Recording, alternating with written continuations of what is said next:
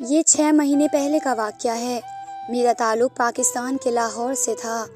आजकल सर्दियों के दिन थे, दिसंबर की ठंड ने हर किसी को अपने लपेटे में ले रखा था।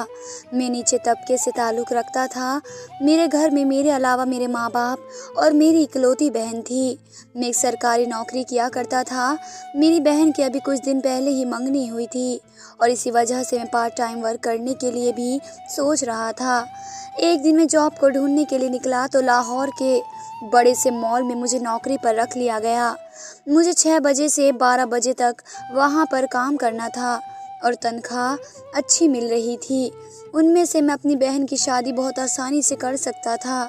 मैंने काम पर जाना शुरू कर दिया था। मॉल में एक बहुत बड़ी दुकान थी जिसका मालिक बहुत ही अच्छा था। मुझे यहाँ पर आए हुए 6 महीने हो गए थे, लेकिन मैं हैरान था कि उसकी दुकान पर पिछले महीने से कोई कस्टमर नहीं आया था। लेकिन उसके बावजूद मेरा मालिक तो मालामाल था।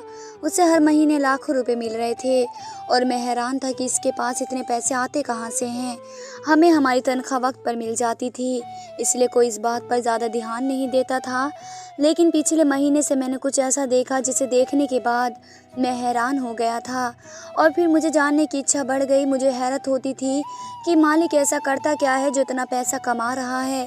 एक दिन जानने की इच्छा हुई तो मैं मगरिब से पहले ही दुकान पर आ गया और मालिक से पूछने पर कहा कि आज नौकरी से जल्दी आ गया था तो सोचा कि दुकान पर आ जाऊं।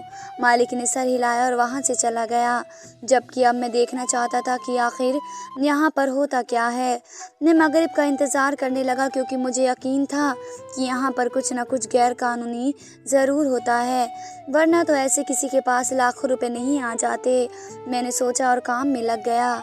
कुछ ही देर के बाद मैंने पूरी दुकान का जायज़ा लिया, लेकिन वहाँ पर मुझे कहीं भी गलत हरकत का अंदेशा नहीं हुआ।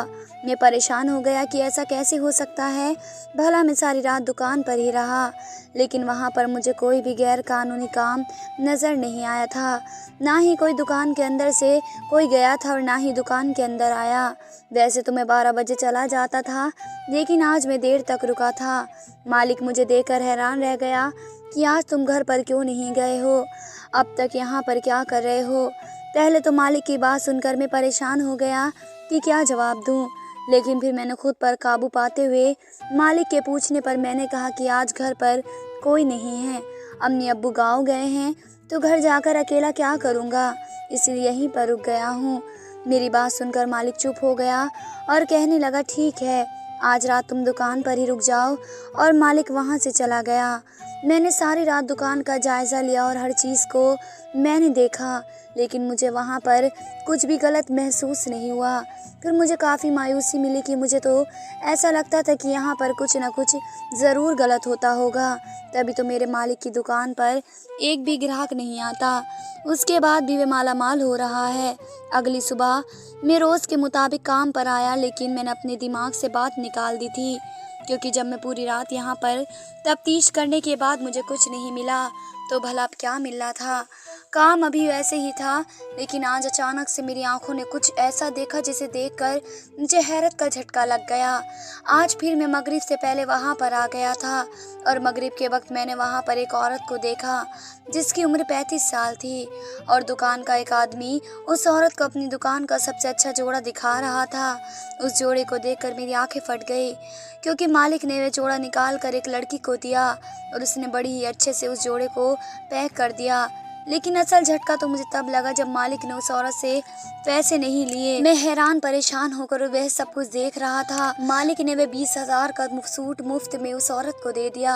मेरा मालिक अच्छे दिल का मालिक था, लेकिन वह इतना भी अच्छा नहीं था कि 20,000 का सूट फ्री में ही दे दे। मेरे दिमाग में घोड़े दौड़ाने लगा कि वह औरत सूट लेकर जा चुकी थी कि अगले दिन मैंने काम पर आते ही उस लड़के को बुलाया जिसने सूट सेट किया था। मैंने उससे पूछा था कि मालिक ने वो सूट उस औरत को मुफ्त में कैसे दे दिया, तो उस आदमी ने कहा कि उसे तो ये नहीं पता है कि उसने उसे ये सूट मुफ्त में क्यों दिया, लेकिन औरत हर रोज़ मगरिब के बाद आती है और मालिक उसकी पसंद का सबसे महंगा सूट उसे दे देता है। उस औरत के रोज़ आने वाली बात ने हैरान कर दिया। भला ऐसा कैसे हो सकता था। अगली रोज़ मैं सोच लिया कि मैं पता करूँगा कि आखिर माजरा है क्या। आज भी वो औरत मगरिब के वक्त पर आई तो मैं वहाँ जानबूझकर वहाँ से लड़कों को हटा दिया और खुद उस औरत के पास चला गया। उस औरत ने कहा कि आज का मुझे सबसे अच्छा और महंगा सूट चाहिए। मैंने वैसा ही किया और जो नया माल आया था उसमें से सबसे खूबसूरत सूट उसे दिखा दिया। उसे देखकर औरत के चेहरे पर खुशी आ गई और एक चमक आ गई थी। मैं हैरान हो गया लेकिन अपने काम में मसरूफ़ रहा। उसने कहा कि अपने मालिक को बुलाओ। तो मैंने मालिक को बुलाया तो उसने उसे सूट दिखाया। तो मालिक ने मुझे कहा कि सूट पैक कर दो। ये सूट आज का सबसे ख़ास और ख़ूबसूरत सूट था जिसकी कीमत कम से कम 50,000 रुपये थी। मैंने वह सूट पैक किया और उसे औरत को दे दिया। जबकि वह मालिक से कुछ कह रही थी, मुझे उसकी बात सुनाई ही नहीं दे रही थी। लेकिन ऐसा लग रहा था कि जैसे वे दोनों कोई बहुत ज़रूरी बात कर रहे हों। मुझे अफसोस हुआ कि भला ये सब क्या चल रहा था और वह वाला सूट लेकर जा चुकी थी और मैं आज भी उसका राज नहीं जान पाया। अगले दिन मैं काफ़ी देर तक इंतज़ार करता रहा लेकिन आज वह औरत नहीं आई। मैंने काफ़ी देर इंतज़ार किया लेकिन जब औरत नहीं आई तो मैंने सोचा कि सीधा मालिक से पूछता हूँ कि वो औरत क्यों नहीं आई है। तो मालिक मुस्कुराने लगे और कहने लगे कि तुम्हें इस मामले में पढ़ने की ज़रूरत नहीं है। अगर तुम इस मामले में पड़ गए तो तुमसे इसमें सारे जो काम करने पड़ते हैं वे तुमसे नहीं होंगे। और मालिक ये बात कहकर वहाँ से चला गया। लेकिन मैं सोच में पड़ गया, ऐसा कौन सा काम है जो मैं नहीं कर सकता। और मालिक वे काम करके इतने पैसे कमा रहा था, मुझे भी पैसे चाहिए थे और मैं भी अपनी बहन का घर बसाना चाहता था। तो मुझे भी एक काम ज़रूर करना चाहिए था। फिर मैंने ठान लिया कि मैं मालिक से ज़रूर पता करके रहूँगा कि वे ऐसा कौन सा काम करते हैं जो मुझसे नहीं होगा। उस दिन तो मालिक चले गए लेकिन मैंने फ़ैसला कर लिया कि अगले दिन जब मालिक दुकान पर आएंगे तो मैं उनसे ज़रूर पूछूंगा कि वे ऐसा क्या करते हैं। अगले दिन मालिक दुकान पर आए तो मैंने उनसे पूछा कि ऐसा कौन सा काम है जो मैं नहीं कर सकता। उन्होंने मुझे बताने से साफ मना कर दिया और मुझे उनकी ये बात बहुत अजीब सी लगी कि वो मुझे काम के बारे में क्यों नहीं बता रहे। लेकिन मैंने ठान लिया था कि अब मैंने सोचा कि जब मालिक यहाँ से निकलेगा तो मैं उनका पीछा करूँगा। प्लान के मुताबिक मैंने मालिक के निकलते ही उनका पीछा कर दिया। लेकिन जैसे ही मैं मालिक का पीछा करने के लिए आगे बढ़ा, दुकान के और लड़कों ने मुझे रोक लिया और कहने लगे कि तुम कहाँ जा रहे हो, यहाँ से अकेले नहीं जाना है। मालिक ने सख्त मना किया है और मुझे उनकी बात माननी पड़ी क्योंकि मुझे ही नौकरी नहीं छोड़नी थी। लेकिन मैंने फैसला कर लिया कि एक दिन छुट्टी लेकर मैं काम ये ज़रूर करूँगा। और एक बात बहुत अजीब सी थी, जब मैं घर पर आता तो मेरी बहन बहुत ज़्यादा खुश रहती थी और उसके पास पैसे भी बहुत ज़्यादा होने लगे थे। और आज जैसे ही मैं घर पर गया तो मेरी बहन ने कहा, लो भाई, ये मैं आपके लिए लेकर आई हूँ। उसने एक महंगा सा तोहफा मुझे दे दिया जिसकी कीमत लगभग 10,000 थी। उस तोहफे को देखकर मैं तो हैरान रह गया और मैंने पूछा, तेरे पास इतने पैसे आए कहाँ से? तो वह कहने लगी कि भाई मेरी स्कॉलरशिप आई है। लेकिन मैं जानता था कि वे जिस कॉलेज में मेरी बहन पढ़ रही है उस कॉलेज में स्कॉलरशिप इतनी अच्छी नहीं मिलती कि वे 10,000 का सूट मुझे बना दे और 10,000 की अम्मी को और घर में भी इतनी सारी चीज़ ला कर रख दे। इस बात से मैं और ज़्यादा परेशान हो गया, कहीं मेरी बहन कोई गलत काम तो नहीं कर रही। और अब मुझे अपनी बहन के बारे में भी पता करना था और अपने मालिक के बारे में भी। लेकिन मैंने सोच लिया था कि मालिक तो घर से बाहर है, जो भी करते होंगे उनका ही गलत होगा। लेकिन सबसे पहले मुझे अपनी बहन पर निगाह रखनी पड़ेगी। जब भी मैं अपनी बहन को देखता वह पूरे पूरे दिन फ़ोन पर बातें करती रहती। मुझे उस पर बहुत ज़्यादा शक होने लगा, कहीं वे गलत संगत में तो नहीं पड़ गई। एक दिन वह जब खाली जा रही थी तो मैंने कहा, लाओ मैं तुम्हें छोड़ कर आ जाता हूँ। तो मेरी बहन ने सख्त मना कर दिया कि मैं खुद अकेले चली जाऊँगी, आपको मुझे छोड़ने की ज़रूरत नहीं है, आप अपने काम पर चले जाओ। मैंने उससे बहुत कुछ कहा लेकिन उसने मेरी बात मानी और खुद अकेली ही कॉलेज चली गई। और मैंने भी ठान लिया था कि मैं अपनी बहन का पीछा करूँगा। मैं उसके पीछे पीछे जाने लगा लेकिन मैंने देखा कि मेरी बहन सच में ही कॉलेज में चली गई थी। जब फिर मुझे अपने आप पर शर्म आई तो मैं अपनी सगी बहन पर शक कर रहा हूँ। फिर मुझे भूख सी लग गई क्योंकि मैं घर से कुछ भी खाकर नहीं आया था। सामने ही एक खाने की दुकान थी तो मैं वहाँ पर खाना खाने के लिए रुक गया। जैसे ही मैं खाना खाना शुरू किया 10 मिनट के बाद मेरी बहन फिर से कॉलेज से बाहर निकली। लेकिन वह अकेली नहीं थी, उसके साथ 2 लड़कियां और थी। ये सब कुछ देख मेरे पैरों तले ज़मीन निकल गई। मेरी बहन तो मुझे ये कहती थी कि वे पूरे पूरे दिन कॉलेज में ही पढ़ती रहती है, उसके पास टाइम नहीं है। अब ये कहाँ पर जा रही थी। मैं जल्दी से खाना की प्लेट वहीं पर रखी, उसको पैसे दिए और उसका पीछा करने के लिए निकल पड़ा। मेरी बहन उन दोनों लड़कियों को रिक्शा में बिठाकर पता नहीं कहाँ लेकर जा रही थी। मैंने रिक्शा का पीछा करना शुरू कर दिया। थोड़ी सी दूर चलने के बाद उन्होंने मेरी रिक्शा एक जंगल में रुका दी और मैं भी रिक्शा से उतर गया। अब वह पैदल ही जाने लगी थी। सामने एक बहुत बड़ा सा गैराज था। मेरी बहन उन 2 लड़कियों के साथ उस गैराज में चली गई और उस गैराज के बाहर बहुत सारे लोग खड़े हुए थे, जहाँ पर किसी को अंदर नहीं जाने दे रहे थे, लेकिन उन्होंने मेरी बहन को अंदर जाने दिया। मैं थोड़ी देर तक वहीं पर खड़ा रहा।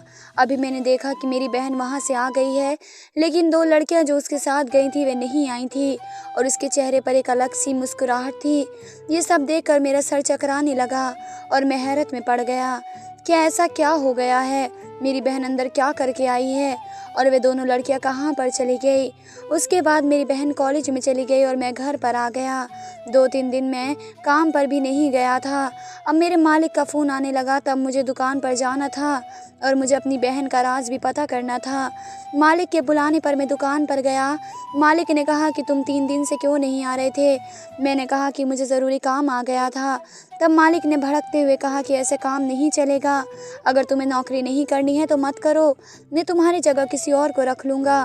तुम्हारे रोज़ के जाने से मेरी दुकान टूट जाती है।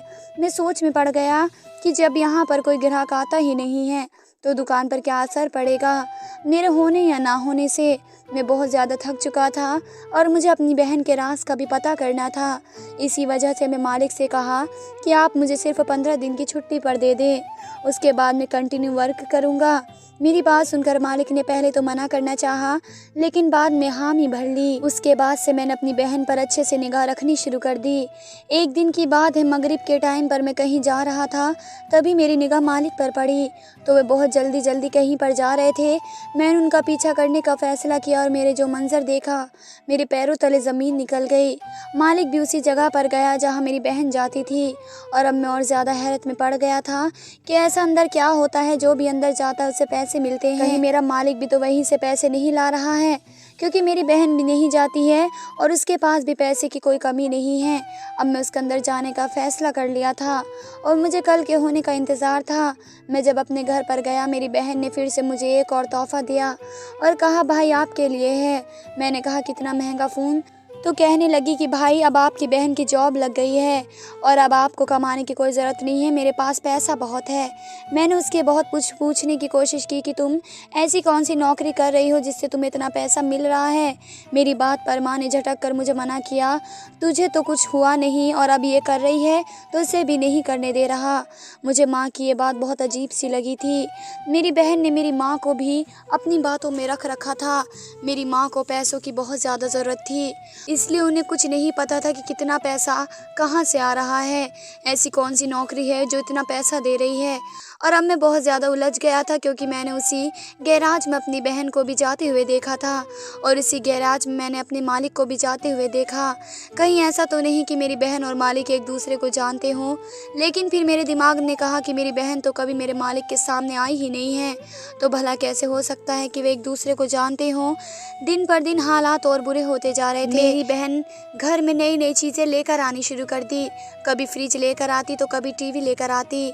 मैं ये सब देखकर परेशान होने लगा, लेकिन मेरी माँ को ये सब उसकी नौकरी का ही कमाल लग रहा था। और ऐसी कौन सी नौकरी थी जो कॉलेज के साथ साथ हो रही थी। मेरी बहन कॉलेज भी जाती थी और फिर उसके बाद इस गैराज में जाती थी। और ये क्या था कि वह रोज़ कॉलेज से 2 लड़कियां नई लेकर जाती थी और जब गैराज से बाहर निकलती तो वे लड़कियां उसके साथ नहीं रहती। एक दिन की बात है, शाम बहुत ज़्यादा हो गई थी और मेरी बहन घर पर नहीं आई थी। मेरा दिमाग ख़राब हो रहा था कि आखिर मेरी बहन कहाँ पर चली गई। अब तो माँ भी परेशान होने लगी थी कि रात के 10 बज रहे हैं और मेरी बहन घर पर नहीं थी। मैं बहुत ज़्यादा परेशान होने लगा। मैंने उसकी एक फ्रेंड को भी कॉल किया, लेकिन उसने भी कहा कि उसे नहीं पता कि वह कहाँ पर है। मैंने आसपास के पड़ोसियों से पूछा, लेकिन सब ने मुझे मना कर दिया कि हमने उसे नहीं देखा और मैं बहुत ज़्यादा परेशान होने लगा था। माँ की आंखों से भी आंसू आने लगे थे। फिर एकदम से मेरे दिमाग में बात आई, कहीं मेरी बहन वही तो नहीं है जहाँ पर वे रोज़ जाती है। और मैंने एक सेकंड का भी इंतज़ार नहीं किया, फ़ौरन से अपनी बाइक निकाली और वहाँ जाने के लिए तैयार हो गया। 15 मिनट के बाद मैं गैराज के बाहर पहुँच गया, जहाँ पर बहुत सारे बॉडीगार्ड खड़े हुए थे। मैंने सोच लिया कि मुझे आगे से नहीं जाने देंगे, मुझे पीछे से ही जाना होगा। तभी मैं जंगल से ही तो बगैर इसके पीछे आ गया और वहाँ पर देखने की कोशिश करी कि कहीं आसपास कोई खिड़की वगैरह तो है, क्योंकि मुझे अब खिड़की से ही अंदर जाना था। लेकिन हैरत की बात तो ये थी कि वहाँ पर साइडों में भी बॉडीगार्ड खड़े हुए थे और मेरा जाना नामुमकिन लग रहा था। तभी मैंने पीछे के कोने की जगह से एक छोटी सी खिड़की देखी जिस पर कांच लगा हुआ था। मैंने बहुत ही आराम से कांच को धीरे धीरे पत्थर की मदद से तोड़ना शुरू किया और कांच को आहिस्ता से नीचे ज़मीन पर रखा और अपने आप को अंदर कर लिया। अंदर का मंजर देखकर तो मेरी चीख निकल गई। वहाँ पर मेरी बहन थी जो बहुत ही ज़्यादा रो रही थी, चिल्ला रही थी कि मेरे साथ ऐसा बिल्कुल मत करो, मैंने वफादारी से तुम्हारा काम किया है, तो मुझे धोखा नहीं दे सकते। मैं बहुत ज़्यादा रो रो कर चिल्ला रही थी और माफ़ी मांग रही थी और वह जिस शख्स से माफ़ी मांग रही थी वे मेरा मालिक था। ये मंजर देखकर मैं परेशान हो गया क्योंकि मेरी बहन बहुत ज़्यादा रो रही थी और चिल्ला रही थी और मेरी बहन और मालिक के साथ साथ वहाँ पर 2 आदमी और खड़े थे जो मेरी बहन को बहुत बुरी निगाहों से देख रहे थे। थोड़ी देर बाद वहाँ पर पुलिस का सायरन की आवाज़ आ गई। वे लोग घबरा गए। मुझे पता था कि यहाँ पर कोई ना कोई गैर कानूनी काम ज़रूर होता है, इसी वजह से मैं पुलिस को पहले ही कॉल कर दिया था। थोड़ी ही देर बाद पुलिस अंदर भी आ गई और पुलिस को देखकर वे लोग भागने लगे, लेकिन पुलिस ने सबको पकड़ लिया था। जैसे ही पुलिस अंदर आई तो मैंने भी अपनी बहन का हाथ पकड़ कर रखा हुआ था। मुझे मेरी बहन देखकर सट्टे में आ गई और रोने भी लगी थी और आकर मेरे गले लग गई, भाई मुझे बचा लो। तब मैंने अपनी बहन से कहा कि आखिर ऐसा क्या हुआ और तुम रो क्यों रही हो और तुम यहाँ पर क्या कर रही हो। मेरी बात सुनकर मेरी बहन ने कहा कि भाई मुझे माफ़ कर दो, मैंने बहुत गलत काम किया है और आज मेरा किया हुआ ही मेरे सामने आ रहा है। वह तो ऊपर वाले का शुक्र है कि आप आ गए। उसकी बातों से मुझे कुछ समझ में नहीं आ रहा था। तब मैंने कहा कि मुझे पूरी बात बताओ, तो उसने बात बतानी शुरू करी। वहाँ पर मेरा मालिक भी मौजूद था। तब मेरी बहन ने कहा कि भाई आप अक्सर पूछते हैं ना कि मैं इतने सारे पैसे कहाँ से लाती हूँ, तो मैं पैसे यहाँ से लेकर आई थी और मुझे पैसे देने वाला और कोई नहीं आपका मालिक है। एक दिन की बात है कि मैं आपके लिए दुकान पर खाना लेकर आई थी आपके लिए। तभी मैंने वहाँ पर एक बहुत ही खूबसूरत सा सूट देखा और मैं उस सूट को छूने लगी, देखने लगी। तभी ये मालिक मेरे पास आया और कहने लगा कि तुम्हें भी ये सूट चाहिए। तो मैंने कहा कि किसे बुरा लगता है कि वह अच्छा सूट पहने। तब उसने कहा कि मेरे पास एक डील है, तुम अगर वे काम करोगी तो तुम्हारे पास भी ये सारी चीज़ें होंगी, आराम होगा, अच्छा होगा, सुकून होगा। मैंने कहा कि ऐसा कौन सा काम करना पड़ेगा। तब मालिक ने मुझे काम बताया कि तुम कॉलेज जाती हो तो तुम्हें सिर्फ वहाँ से सिर्फ 2 लड़कियाँ रोज़ लेकर आनी पड़ेंगी। फिर मैंने पूछा कि आखिर क्यों 2 लड़कियाँ क्यों लेकर आनी पड़ेंगी। तो उसने कहा कि ये तो मैं तुम्हें बाद में बता दूंगा, पहले 2 लड़कियों को लेकर आओ। अगले दिन मैंने वैसा ही किया, 2 लड़कियों को बातों में फंसाया और अपने साथ लेकर आ गई। जैसे ही मैं गैराज में लेकर आई तो वहाँ पर कुछ लोग मौजूद थे और मालिक ने उन 2 लड़कियों को आदमियों को बेच दिया। तब मुझे सारा काम समझ में आ गया। पहले तो ये काम मुझे बहुत गलत लगा, लेकिन जब मालिक ने मेरे हाथ में 10 लाख एक साथ ही दे दिए तो मेरी आंखें फटी रह गई। मैंने सोचा कि कहीं से भी ये काम गलत नहीं है, अगर मुझे पैसे मिल रहे हैं तो मैं इस काम को करने लगी। अब मैं मालिक के लिए रोज़ नई लड़कियां कॉलेज से लेकर आती थी और मालिक उन्हें बेच डालता, बदले में मुझे पैसे दे देता। लेकिन आज जब मैं लड़की लेकर आई थी तो उनमें से एक लड़की यहाँ से भाग कर चली गई। उसे सब कुछ पहले ही पता चल गया। इस बात पर मालिक बहुत ज़्यादा गुस्से में आ गया और उसने कहा कि चलो एक लड़की भाग गई है तो क्या हुआ, तुम तो हो ना, और वे मुझे उन आदमियों को बेचने ही वाला था, तभी आप आ गए। भाई मैंने बहुत ही गलत काम किया है। आज जब मैं उस लड़की की जगह पर आई तो मुझे समझ में आया कि मैं कितना गलत काम कर रही थी। सिर्फ अपने चैनल और सुकून की खातिर मैंने न जाने कितनी लड़कियों की ज़िंदगी बर्बाद की है। मेरी बहन ये सब कुछ बताते हुए रोती जा रही थी, लेकिन सच बात तो ये थी कि मुझे भी अपनी बहन से अब घिन आने लगी थी कि वे पैसों के लिए इतने नीचे गिर सकती है। मैंने उसको अपने आप से अलग किया और कहा कि तुमने काम बहुत ही गलत किया है। तुम अपने सुकून के लिए तुमने मासूम लड़कियों को बेचा है। ऊपर वाला तुम्हें कभी माफ़ नहीं करेगा। और मैंने एक नज़र मालिक की तरफ डाली जो कि बहुत ज़्यादा गुस्से में लग रहा था। उसे अपनी हार बर्दाश्त नहीं हो रही थी। तभी मैंने पुलिस वालों से कहा कि सबको ले जाइए। मेरी बहन ये बात सुनकर रोने लगी और कहने लगी, भाई मुझे बचा लो, मैं अब दोबारा ये काम नहीं करूँगी, मुझे बचा लो, मुझे पुलिस थाने नहीं जाना। लेकिन मैं मैं कुछ नहीं कर सका, क्योंकि मुझे पता था कि मेरी बहन की गलती है और मैं हमेशा सच का ही साथ देने वाला था। जब मैं घर पर आया तो मैंने सारी बात अपनी माँ को बता दी। माँ को सारी बात पता चली तो वह भी सर पकड़ कर बैठ गई और उन्होंने भी मेरे फैसलों को सही कहा कि जो गलत करेगा उसे गलत ही मिलेगा।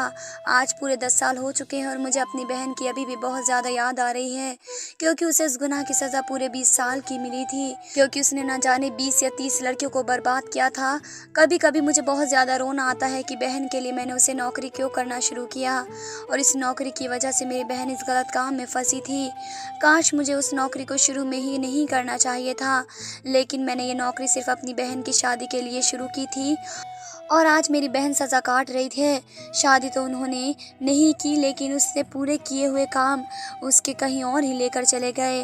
तो लोगों, हमेशा ध्यान रखना, कभी भी अपने फ़ायदे के लिए दूसरों को नुकसान मत पहुंचाना।